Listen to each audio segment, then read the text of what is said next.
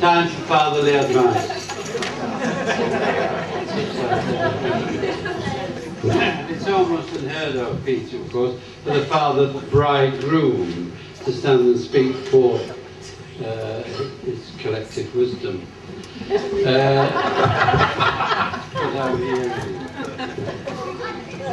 So that you may take it, Lynn, that the Rhine clan and its environs are rather different than the normal run of the human race.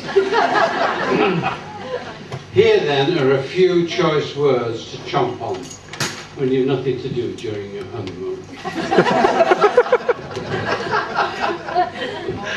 You've already realised in the years leading up to today that the Rhine clan is a mixture of all sorts. There's Irish, great dollop of Irish, a good strain of Welsh, there's English there, whatever that might mean, and the Scots influence, but there is no evidence at all of Scots influence.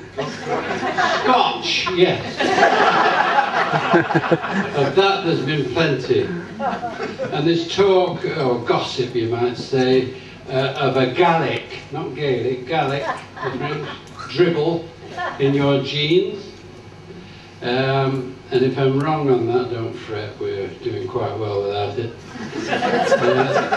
There is also the influence, Len, of the reprobate great Uncle Ned, but the less said about this particular shepherd, the better.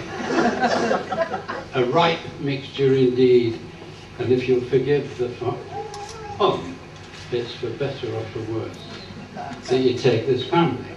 You, Lynn, are bringing a new influence into the family, across the pond, as it were, to liven up the proceedings. What an exciting addition to an already ripe mixture. There is no doubt within that this is part of God's plan, that you are here to bring this extra dimension to our family. Remember, your life together will be a story to be debated and rummaged and pondered over by many youngsters over the long winter evenings. So my first piece of advice is behave yourself.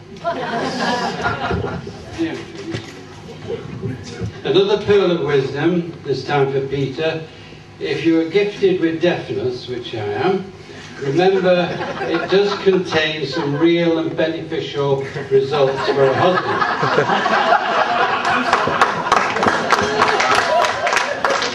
Not the least of which is a sublime excuse for expressing lack of understanding for the many and varied instructions emanating from the kitchen. But don't be fooled.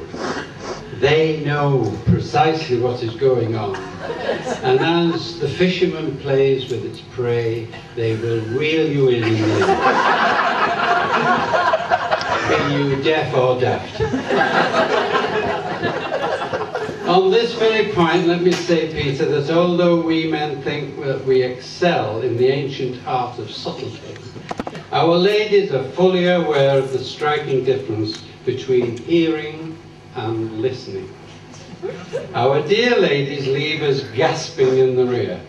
They knew full well, bless their pure hearts, when we are sat there like a dummy, only hearing, they look upon our face, and within a microsecond, they discern from the glazed and distant landscape of our countenance that we are off into some realm of our own. That wonderful piece of music you're thinking about, that thrilling last game of darts, that splendid bosom on the lady across the way, or flying that ever-glorious Spitfire or Mustang. Such are the minds of men, which are an open book to our fair sex. By the way, the Mustang was a P-51 for the uninitiated. An American aeroplane, and no bloody good until they stuck a Rolls-Royce engine in. And my point about that is that it just goes to show when the Brits and the Yanks cooperate, they make the very best.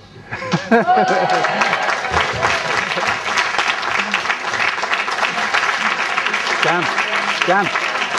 So after our deep thoughts, the men returned from our mental Valhalla with the words, "What have I just said?" We then sound like a gibbering idiots that we are. So don't bother wasting valuable time. Try listening instead. It's the same thing as hearing. Is it? No, it isn't. So listen and learn. Hearing is for my benefit. Listening is for others' benefit. A listening husband, or any other man for that matter, will often stop his lady, sometimes in mid-sentence, which is a very brave act, really, and say with meaning and truth, "What do you mean by that, my dear? What are you trying to tell me?" Your mind being a blank page for your wife to write on. Whatever it is, it's of vital importance to you as a man, because it's paramount significance to your wife. Put shortly, listening is the sure way to belong in your lady's soul. A listening man will have gifts showered upon him by his grateful and loving lady, more than you can ever imagine. It is the way to true happiness, as the speaker can vouch with totality. These are my main ramblings of potted wisdom. All else is secondary. Listen, that's my best advice to you, and it's the key to the gates of marriage. You can have differences with money, sex, work, children, and God, but if you both perfect the art of listening, I guarantee here and now that all will be well with your relationship. Now that you've truly joined us, Lynn, you have squared the circle by completing the presence within the family of every possible variation and aberration of the Christian community. It is as if God wishes you to be among us, so that we can experience the full Church of Christ and all its wonderful forms.